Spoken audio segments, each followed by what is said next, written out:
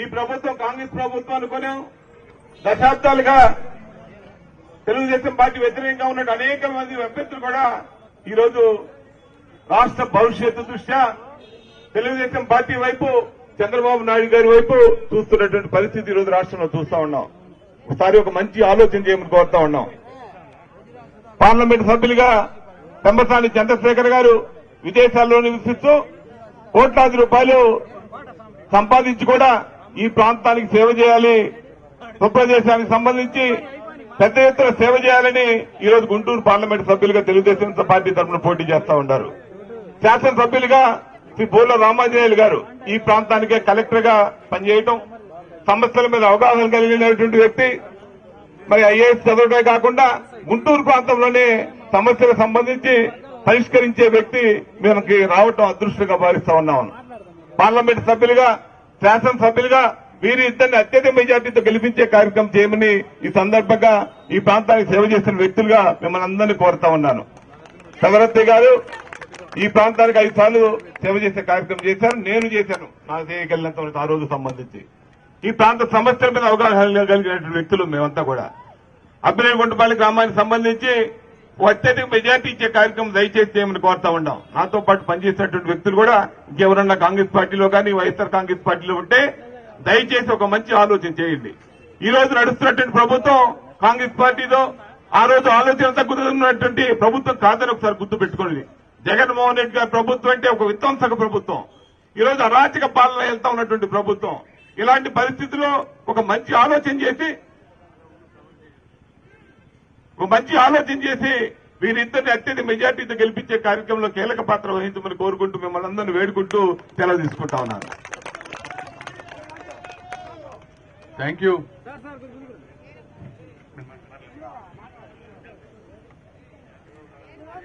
అందరికీ నమస్కారం. ఈ రోజున ఏబీపాలెంలో ఇంత ఘన స్వాగతం పలికిన జనసేన, తెలుగుదేశం, బీజేపీ నాయకులకు, కార్యకర్తలకు నా ఉదయపూర్వక నమస్కారాలు తెలియజేస్తున్నాను.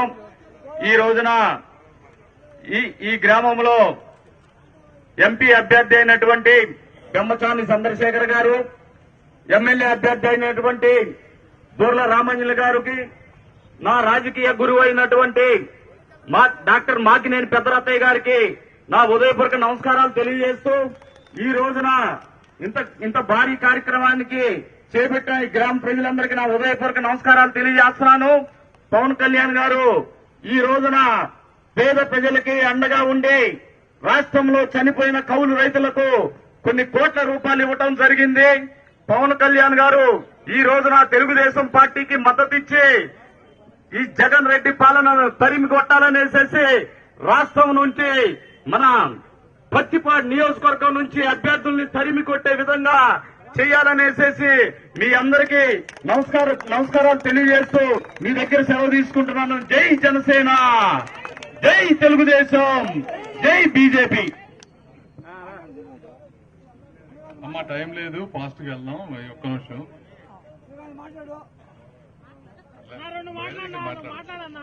Okay, thank you.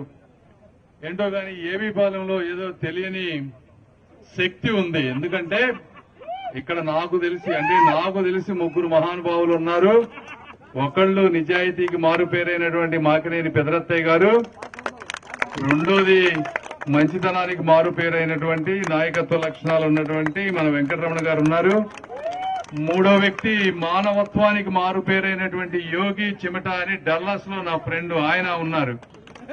ఎందుకంటే యోగి గారు నాకు చాలా దాదాపు 20 సంవత్సరాల నుంచి తెలుసు. ఆయన ఈ ఊర్లో ఏ కార్యక్రమాలు చేశారో కూడా తెలుసు నాకు. ఒక హై స్కూల్కి గాని, ఒక వెటర్నరీ హాస్పిటల్కి గాని, అదేవిధంగా మంచినీటి చెరువుకు పైపులు గాని, మినరల్ వాటర్ గాని, ఎదురుగా కనిపిస్తున్నటువంటి ఆ మంచి అద్భుతమైన కళ్యాణ మండపం గాని, వీటన్నిటికీ చేసినటువంటి గొప్ప వ్యక్తి యోగి గారు. ఇక్కడే కాదు, ఆయన అక్కడ కూడా చాలా మందికి ఎంప్లాయ్మెంట్ క్రియేట్ చేస్తారు. ఎవరికి అవసరం ఉన్నా కూడా మంచిగా ఏది కావాలంటే చేసి పెట్టేటువంటి గొప్ప వ్యక్తి యోగి గారు.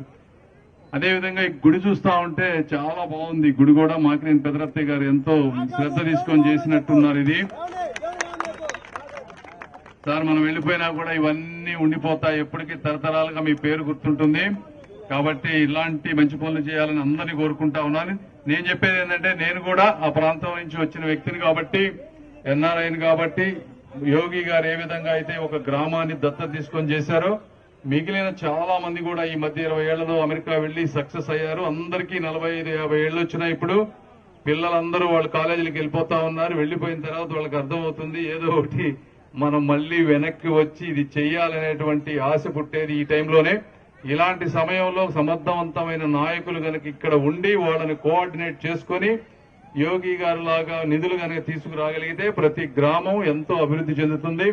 ఇదే కాకుండా సెంట్రల్ గవర్నమెంట్ ఫండ్స్ కానీ, నా ఫండ్స్ కానీ, రాజ్యసభ ఫండ్స్ కానీ, సిఎస్ఆర్ ఫండ్స్ కానీ, ఢిల్లీలో ఉన్న ప్రతి గల్లీ తిరిగి అన్ని ఫండ్స్ తీసుకొచ్చి ప్రతి ప్రాంతాన్ని అభివృద్ధి చేస్తామని అడుగుతా ఉన్నాను. వీరిని అడిగాను, ఇప్పుడు ఏంటి గ్రామ సమస్యలు అంటే ఏమి లేవు అంటున్నారు. ఏమీ లేకుండా ఎక్కడున్నాయి అది లేదు. బట్ డ్రైనేజ్ ఏదో ఒక ఇష్యూ ఉన్నట్టుంది. బట్ జనరల్ గా ఎక్కడున్న సమస్యలు ఏంటంటే రోడ్లు అక్కడక్కడ గుంతలు పడ్డ రోడ్లు, అంటే మనం వేయని సిమెంట్ రోడ్లు అయితే ఎక్కువ మెజారిటీ తెలుగుదేశం పార్టీలో వేసాం. మొన్న వేసినవన్నీ బాగున్నాయి. అవి కాకుండా గ్రామాలకి మధ్య ఉన్నటువంటి రోడ్లు problem, drainage issue, water issue అనేది 3 జనరల్ గా అన్ని గ్రామాల్లో ఉన్నాయి. ఇవి కాకుండా అన్నిటికంటే ప్రతి గ్రామంలో ఉన్న ప్రాబ్లం ఏంటంటే ఇళ్ల స్థలాలు. ప్రతి పేదవాళ్ళకి కనీసం 2 నుంచి 3 సెంట్లలో ఇళ్ల స్థలాలు తీసుకొని మంచి ఇళ్లు కట్టించే బాధ్యత తెలుగుదేశం పార్టీ తీసుకుంటుంది. జగన్మోహన్ రెడ్డి గారు 1 సెంటు పట్టాలు ఇచ్చారు. అందులో కూడా విపరీతమైనటువంటి అవినీతి. 20 లక్షలు చేసే పొలాల్ని 40-60 లక్షలు పెట్టుకుని 2-3 రెట్లకి ఎమ్మెల్యేలు గాని లేకపోతే జగన్మోహన్ రెడ్డి గారి కోటరీ గాని తీసుకున్నారు. ఆ డబ్బులన్నీ అవినీతి సొమ్ము. అదే తెలుగుదేశం పార్టీ వచ్చిన తర్వాత అవినీతి లేకుండా కనీసం 2-3 సెంట్లతోటి పిల్లర్లు ఉండే విధంగా ఆయన కొన్ని 1 సెంటు పట్టాల్లో కూడా ఆయన కట్టించే ఇళ్లలో చాలా ప్లేసుల్లో బ్లాక్ సాయిల్ లో కట్టిస్తున్నారు. పిల్లర్లు కూడా పెట్టడం లేదు. వాళ్ళు పిల్లర్లు పెట్టకుండా బ్రిక్ వాల్స్ కట్టేసి పైన స్లాబ్ వేస్తా ఉన్నారు. ఆ బ్లాక్ సాయిల్ గానీ రేపు కుంగిపోతే 5-6 ఏళ్లలో అవి కానీ పడితే చూడ చాలా ప్రాబ్లం ఉంటుంది. కానీ తెలుగుదేశం పార్టీ వచ్చాక 2 సెంట్ల స్థలంలో పిల్లర్లతోటి మంచి ఇళ్లు కట్టించే బాధ్యత మేమిద్దరం తీసుకుంటాం.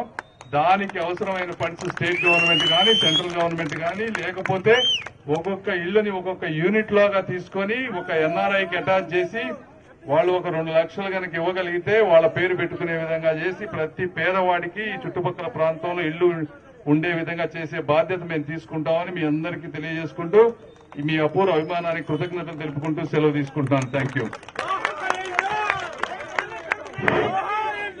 ఈసారి జరగబోయే ఎలక్షన్ లో మన ఊర్లో ఎన్నడూ చూడనటువంటి మెజారిటీ తెప్పించి మన గ్రామం యొక్క విశిష్టతను తెలపాల్సిందిగా అభ్యర్థులు కోర్చు. జోహార్ ఎన్టీఆర్, జోహార్ ఎన్టీఆర్, జోహార్ ఎన్టీఆర్. వద్దిలాలి చంద్రబాబు గారి నాయకత్వం, వద్దిలాలి చంద్రబాబు గారి నాయకత్వం, వద్దిలాలి పెద్దసాని గారి నాయకత్వం, వద్దిలాలి రామాంజల్ గారి నాయకత్వం, వద్దిలాలి డాక్టర్ మాగిన భగవత్ గారి నాయకత్వం, వద్దిలాలి డాక్టర్ రాఘవేంద్ర రమణ గారి నాయకత్వం.